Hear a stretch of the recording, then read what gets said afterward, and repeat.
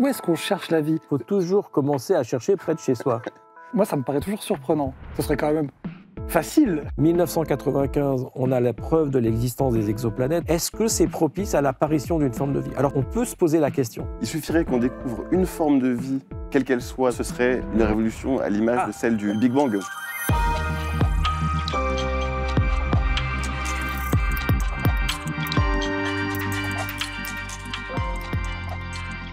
Jean-Philippe Uzan, vous êtes directeur de recherche au CNRS, un des plus grands spécialistes de la cosmologie. Vous connaissez évidemment le paradoxe de Fermi. Vous en parlez dans votre livre. Tristan, vous êtes capable de nous le résumer en quelques mots, ce paradoxe? Oui, le paradoxe de Fermi, c'est l'idée qu'il y a une infinité de mondes potentiellement, et que donc il y a forcément, quels que soient les paramètres qu'on applique, des facteurs de probabilité, qu'il y ait de l'eau liquide, qu'ensuite il y ait des molécules, puis etc. Et ça, on peut le paramétriser. Étant donné qu'il y a une infinité de mondes possibles, il devrait y avoir de la vie. Or, on n'a jamais été contacté par une vie extraterrestre. Donc c'est ça le paradoxe de Fermi, c'est de dire comment se fait-il que finalement on soit si seul apparemment dans l'univers alors qu'il devrait y avoir de la vie quelque part ailleurs. Et que répond la cosmologie au paradoxe de Fermi? Aujourd'hui, l'estimation, plus de 2000 milliards de galaxies, chacune constituée d'étoiles. On sait qu'il y a à peu près autant de planètes que d'étoiles. Donc c'est un principe de se dire pourquoi juste nous. Alors là, les avis sont tranchés. C'est-à-dire que dans les collègues, il y a des gens qui vont vous dire c'est une expérience unique. Comme Jean-Pierre Bibring. Jean-Pierre Bibring, par exemple. Voilà, et trop de contingence. Voilà, exactement. Et ça, pour l'instant, je crois qu'on n'a pas la réponse. Pour différentes raisons. C'est qu'on n'a pas de scénario qui nous explique l'origine de la vie sur Terre, première chose.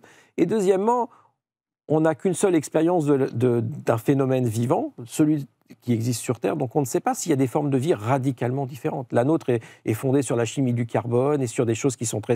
Est-ce que c'est la seule possibilité? Est-ce qu'il y a d'autres possibilités? On ne le sait toujours pas. Donc ça met déjà des incertitudes. Pour en revenir au paradoxe de Fermi, moi j'aime bien le replacer dans un cadre un tout petit peu plus historique, parce que pour moi c'est une sorte de conséquence du principe de Copernic en fait. Copernic nous apprend que la Terre n'est pas au centre de l'univers, qu'elle est en mouvement, qu'elle tourne autour du Soleil, c'est ce qu'on appelle la révolution copernicienne. Et tout de suite, il y a un personnage génial qui est Giordano Bruno qui se dit « Mais en fait, si on n'est pas au centre de l'univers, et on doit être quelconque, et donc il doit exister des planètes autour d'autres étoiles. » On est 1600, il va être brûlé pour avoir cette idée de dire qu'il existe d'autres planètes, qu'il y a peut-être de la vie sur ces autres planètes, de dire que l'espace est probablement infini.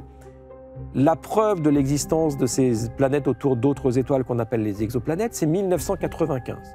Tout le monde pensait qu'il y en avait, mais il a fallu quand même attendre presque 400 ans pour pouvoir en avoir la preuve. Et puis on fait un petit pas de plus dans cette rêverie, et il y a un personnage qui n'est pas un scientifique, qui est Auguste Blanqui, un homme politique. Il est en prison dans le fort du Taureau, dans la baie de Morlaix, parce que voilà, il y a la commune de Paris, il a beaucoup milité. Et il part de la connaissance de sa vie et il reprend cet argument. Il dit je suis une combinaison d'atomes. D'accord ? À l'époque, on connaissait 60-70 éléments chimiques. Il dit en fait, quelle est la probabilité que je refasse une combinaison d'atomes qui est exactement la mienne? C'est très faible. C'est très faible, mais ce n'est pas zéro. Quelle est la probabilité qu'il y ait la combinaison d'atomes qui nous forme nous trois et ce plateau? Elle est plus faible, mais elle n'est pas zéro.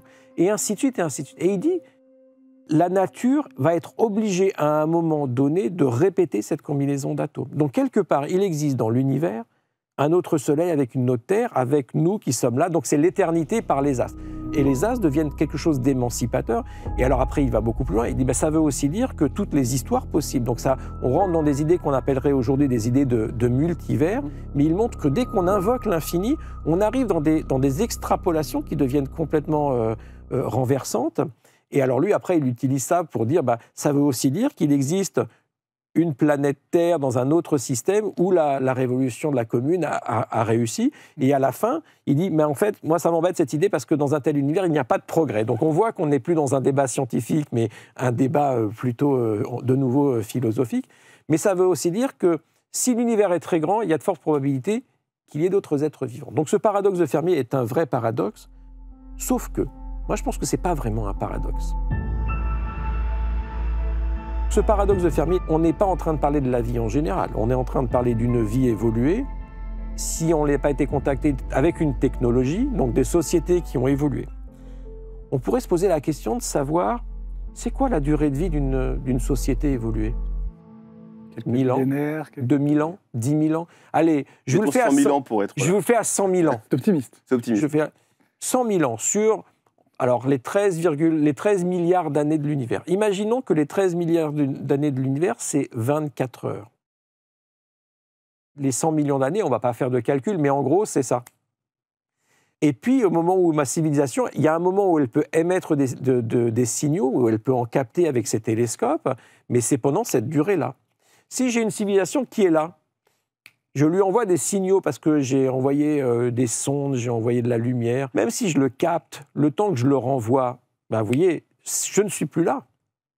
Et donc, en fait, on peut imaginer l'univers comme une sorte de pop-corn. Il y a une civilisation qui apparaît, qui se développe, il y a des guerres, il y a des machins, il y a tout ce qu'on veut.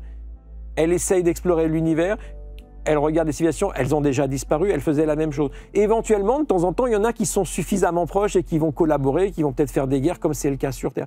Donc c'est aussi les distances dans l'univers, le fait que la vitesse de la lumière est finie et que le temps qu'il faut pour envoyer un signal est très très long. Une civilisation qui serait près du centre galactique, il faut 30 000 ans pour qu'elle nous contacte. J'envoie un signal. Ils le reçoivent dans 30 000 ans. Ils nous répondent avec un peu de chance parce qu'ils l'ont détecté, ils ont compris ce qu'on a raconté. Ils nous répondent, le signal arrive dans 60 000 ans. Ici, il faut que quelqu'un ait gardé la mémoire qu'il y a 30 000 ans, on a envoyé quelque chose qui va nous être répondu dans un langage que l'on ne connaît pas et qu'on ait toujours une société qui soit capable de le recevoir, de le comprendre. Donc en fait, c'est ça la limitation. C'est-à-dire qu'on est peut-être nombreux dans l'univers, mais en fait, moi je pense qu'on est seul dans notre bulle spatio-temporelle d'univers. On va peut-être découvrir de la vie, mais qui soit de la vie souterraine, sous-glaciaire, mais de formes de vie voilà, bactérienne ou des sortes de virus ou d'autres formes voilà, qu'il est difficile de décrire. Mais de la vie intelligente, je pense que même si elle existe ailleurs dans l'univers, et on ne peut pas dire, voilà, c'est un pari de dire ça existe ou ça n'existe pas, il est fort peu probable qu'on ait un contact. Pour les gens que ça intéresse, il y a des chercheurs qui se sont amusés à faire tous ces petits calculs, Oui. notamment, je crois, Nikos Prantzos de l'IAP Oui. à Paris, qui est passionné par le paradoxe de Fermi et l'équation de Drake.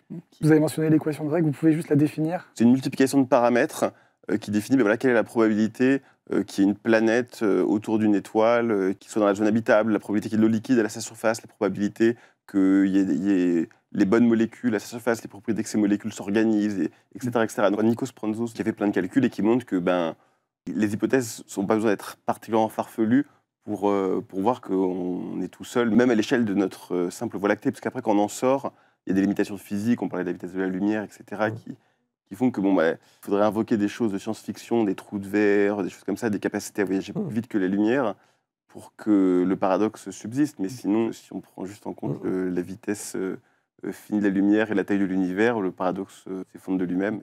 Mais un truc intéressant pour le paradoxe de Fermi, il suffirait qu'on découvre une forme de vie, quelle qu'elle soit, dans le système solaire. C'est pour ça que c'est aussi important de le chercher, pour que d'un coup, moi je pense que ce serait une révolution à l'image de celle du Big Bang. Mais alors parlons-en de la recherche. Où est-ce qu'on cherche la vie? On la cherche juste à côté de chez nous, finalement, on la cherche dans notre système solaire. Il faut toujours commencer à chercher près de chez soi. C'est quand même, moi, ça me paraît toujours surprenant. Oui, ce serait quand même facile qu'on trouve de la vie sur une lune, de Saturne, de Jupiter. Exactement. La question, c'est, déjà, il faut se donner une idée, a priori, de qu'est-ce qu'il faut pour qu'il y ait de la vie. Donc voilà, vous mentionnez l'eau liquide. Est-ce qu'il faut vraiment de l'eau liquide? Donc on a défini ce qu'on appelle cette zone habitable, qui va dépendre en fait de la luminosité de notre Soleil. Si je suis trop proche, il fait trop chaud, il ne va pas y avoir d'eau liquide. Si je suis trop lointain, en fait, ça va être que glacé, je ne vais pas avoir d'eau liquide. Ça, c'était vrai si on parle de vie à la surface de la planète. Imaginons qu'on ne soit pas en surface. On a des satellites, comme par exemple Encelade. On sait que c'est une planète glacée, mais on sait aussi que cette planète qui est chauffée en particulier par les forces de gravitation, en fait, il y a un océan liquide. Et on sait aussi qu'il y a des geysers. La sonde Cassini a pu analyser en fait les composés qui étaient contenus dans ces geysers, et on s'est rendu compte qu'il y avait des composés organiques, carbone, de l'azote, des molécules en fait qui pourraient être des bases du vivant. Question, où est-ce qu'on va trouver l'énergie? Puisqu'on a parlé de photosynthèse, là, il n'y a pas d'arbre, il n'y a pas de photosynthèse. Mais en fait, c'est que dans la production d'énergie, il n'y a pas simplement la photosynthèse pour créer de l'énergie. Il y a aussi ce qu'on appelle la chémosynthèse, c'est-à-dire à partir de réactions chimiques. Et là, les géologues en fait, expliquent qu'en fait, il y a un noyau qui est rocheux, on a de l'eau et on a toutes les conditions pour former de l'énergie, un peu comme on l'a dans les fumeurs des grands fonds marins. Donc en fait, sur Encelade, on a une source d'énergie et on a des composés organiques. Éventuellement, c'est un lieu qui est un bon candidat pour avoir une vie sous-glaciaire dans un océan. Alors, elle ne sera peut-être pas aussi évoluée que la nôtre, il ne faut pas imaginer des dauphins et des méduses, mais peut-être voilà, des bactéries, des choses comme ça. Donc ça, c'est déjà un indice. Et puis après, il y a aussi des faits qui sont troublants. On a eu des retours d'échantillons de matière météoritique qu'on a analysés.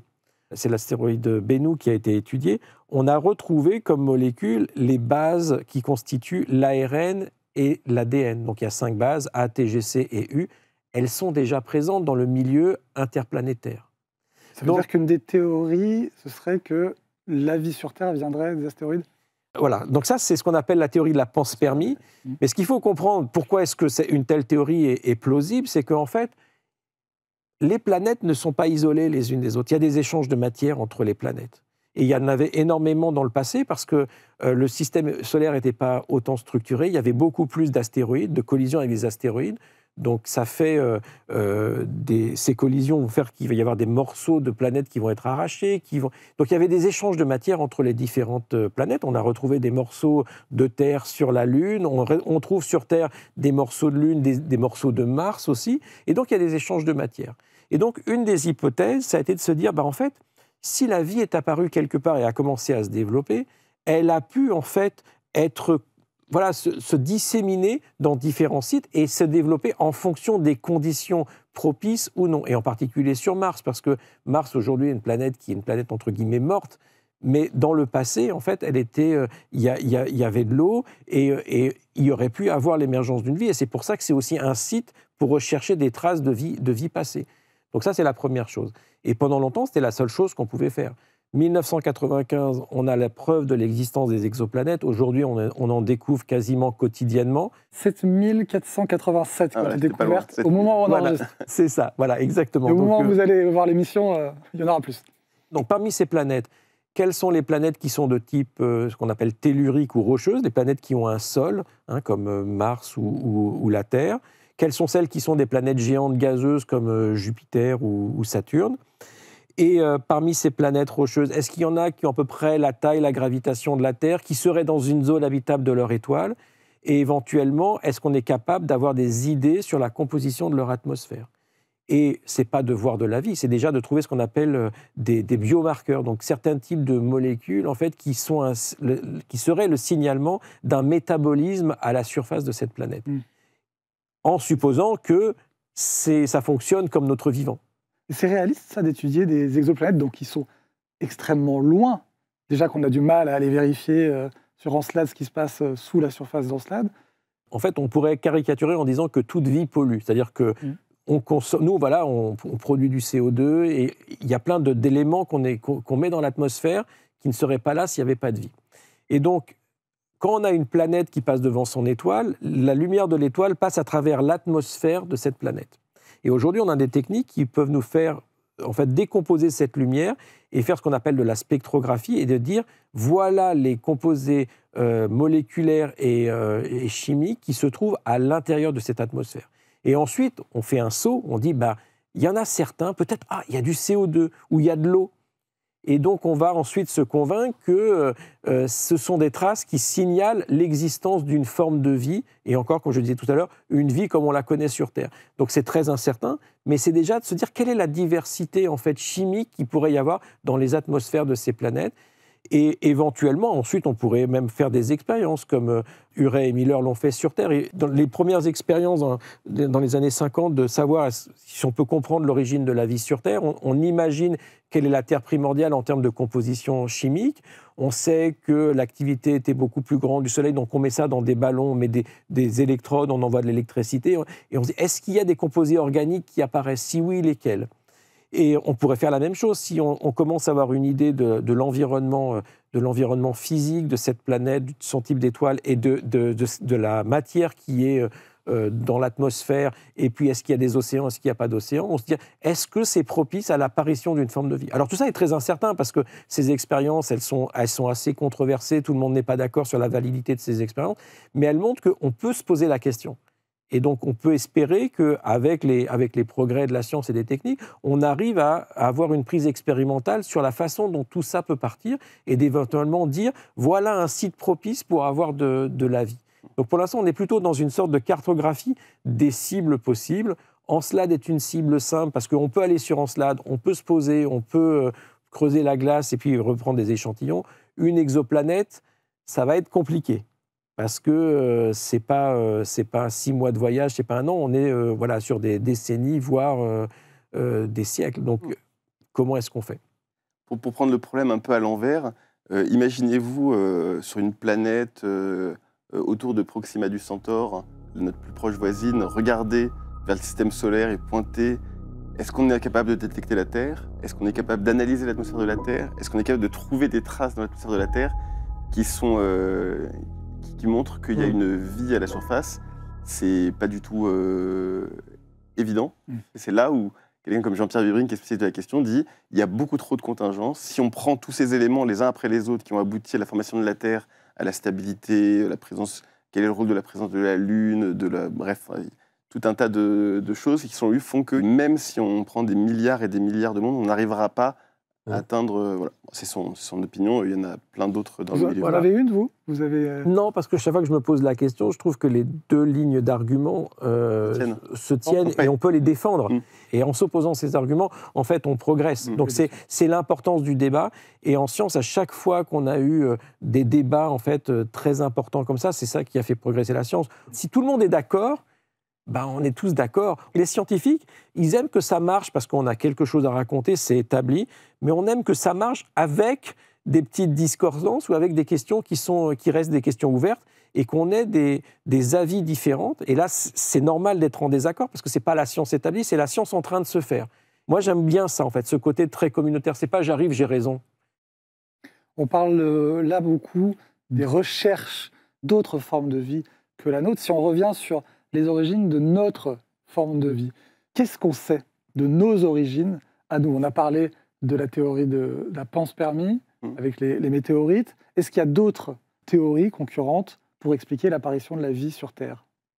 Donc avec cette expérience de Miller et Urey, donc il y avait cette idée qu'il y avait suffisamment de composés, de l'ammoniac, du méthane, de l'hydrogène, de l'oxygène dans l'atmosphère terrestre, et qu'en effet, dans cette Terre primordiale, avec cette atmosphère primordiale, et l'énergie, donc tous des éclairs, il y aurait une chimie qui se soit mise en place, et qu'à partir de ça, le vivant aurait commencé à émerger. Donc ça, c'est aussi une théorie. Donc là, il y a beaucoup de critiques parce qu'on dit, mais en fait, on ne contrôle pas bien les conditions de cette atmosphère primitive. Donc qu'est-ce qu'on en sait exactement? Et là, il y a beaucoup d'incertitudes.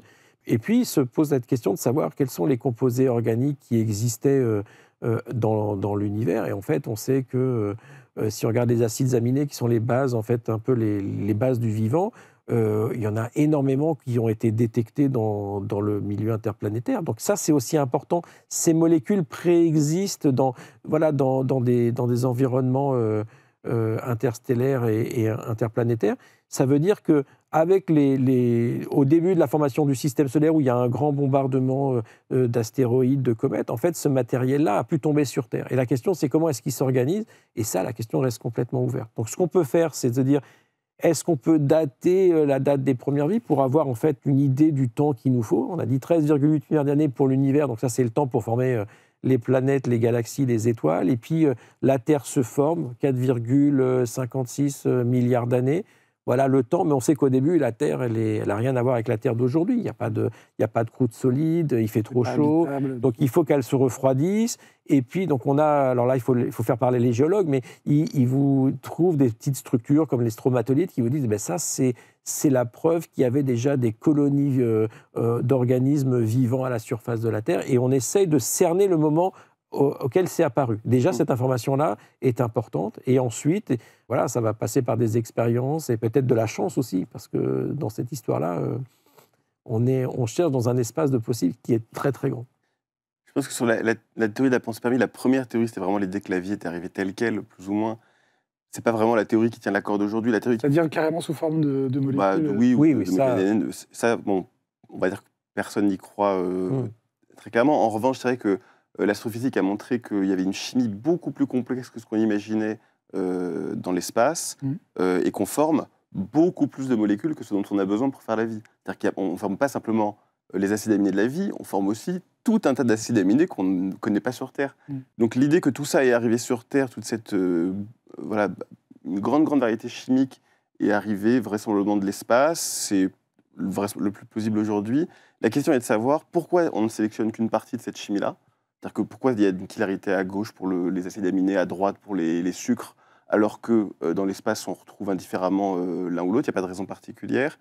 Et quel est ce petit basculement qu'est-ce qu'on définit comme étant la vie? Mais on va dire, si on définit la vie à minima comme étant une autoréplication de molécules complexes, à quel moment se passe ce petit basculement de molécules qui se répliquent identiques à elles-mêmes et comment ça évolue? Est-ce qu'il y a une forme de darwinisme en moléculaire? C'est une théorie que j'aime beaucoup, qui est soutenue par un autre chercheur français, qui est à la recherche de ça en laboratoire, d'essayer de voir si on arrive à faire émerger en laboratoire une forme d'évolution des molécules aléatoires qui aboutit naturellement à l'apparition de molécules qui se répliquent. Et ça, ce serait un indice très fort pour dire que la vie est quelque chose qui doit se produire assez naturellement pour peu qu'on ait un environnement favorable. C'est-à-dire qu'en gros, vous avez de l'eau liquide, partout vous aurez des éléments à foison, des acides aminés, etc., qui tomberont dessus parce que c'est très commun, finalement. Et que si on met tout ça dans de l'eau à la bonne température, assez naturellement, il y a une forme de darwinisme qui va faire évoluer quelque chose qui s'autoréplique. Après, est-ce qu'il aura nécessairement exactement la forme de l'ARN et de l'ADN? Ça, c'est des questions qui sont ouvertes. Je pense que personne ne doute trop que ce sera sur du carbone, que ce sera avec de l'eau liquide, parce que voilà, on voit bien qu'il y a des choses qui font que voilà, l'eau, c'est un solvant magnifique qui permet des tas de réactions. On n'imagine pas que ça se passe vraiment ailleurs, parce que sinon, c'est pas impossible, mais ça paraît... Oui. C'est le rasoir d'Occam, quoi. C'est plus difficile de faire de la chimie des solides à faible température, ça réagit moins bien, etc. Donc c'est possible parce que ça se passe dans l'espace. Mais on est toujours à la recherche de finalement, quand on sait que la vie est apparue il y a très longtemps, on a des traces il y a 3,5 milliards d'années. La question est de savoir, voilà, ce petit... et puis est-ce qu'il y en a eu un seul? Ou est-ce qu'il y a eu plusieurs fois cette petite étincelle et qu'à un moment, une fois elle a prise? Est-ce que c'est un phénomène émergent ou est-ce que c'est une propriété fondamentale de l'univers? On dit, parce que c'est ça aussi, on sait expliquer la diversité de la matière, le fait qu'on décarbone les autres, mais en fait, au départ, dans notre modèle cosmologique, il faut mettre de la matière initialement. Cette matière, elle n'est pas apparue juste comme ça, hein, on ne crée rien à partir de... quelque chose à partir de rien. On suppose qu'il y a de la matière.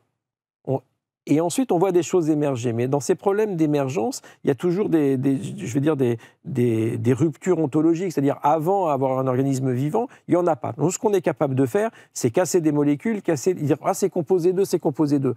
C'est très difficile d'aller dans l'autre sens, de voir comment une structure émerge. Si je vous donne un ordinateur, vous ne savez pas quoi faire, vous le cassez en petits morceaux, ah, il y a des puces, il y a des machins, des trucs. Et si je vous donne l'ensemble de pièces détachées, allez faire un ordinateur, dire oh, on peut faire émerger un ordinateur de ce tas de composantes, c'est quelque chose d'un peu difficile.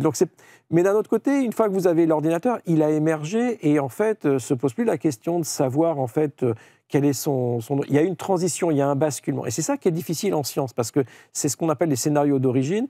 Et penser quelque chose de nouveau avec les mots et les concepts qui préexistent est toujours très difficile, parce que il y a un moment, il y a des cellules qui existent. Et une cellule, ce n'est pas simplement un tas de molécules, et les molécules, ce n'est pas simplement un tas d'atomes, il y a quelque chose en plus. Et en particulier, il y a ce concept d'information qui va être dans le génome, qui se reproduit et ainsi de suite, qui est recopié.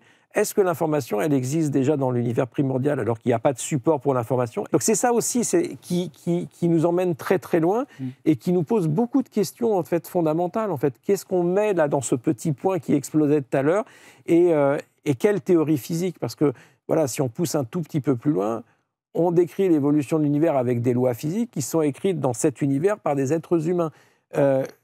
Clairement, l'univers n'a pas pu être créé, parce que si l'univers apparaît ex nihilo de rien, il n'y a rien où écrire ses lois physiques quelque part pour lui dire comment il doit se créer. Et s'il n'y a pas de loi et qu'elles sont créées avec l'univers, comment ça se passe? Donc en fait, on tombe dans une sorte d'aporie complètement infinie. En fait, on ne comprend pas. Et c'est pour ça que ces questions, pour moi, elles sont plutôt des questions métaphysiques. Et après, temporairement, localement, on peut voir des choses d'émergence et relier. Et l'émergence de la complexité, à mon avis, c'est la grande question de l'astrophysique et même de la physique en général et de la science des décennies à venir. Parce qu'on avait l'infiniment grand, l'infiniment petit qui commence à être bien. On a des problèmes entre les relations entre les deux, mais il y a cette émergence de la complexité. Qu'est-ce qui est premier, la matière ou l'information?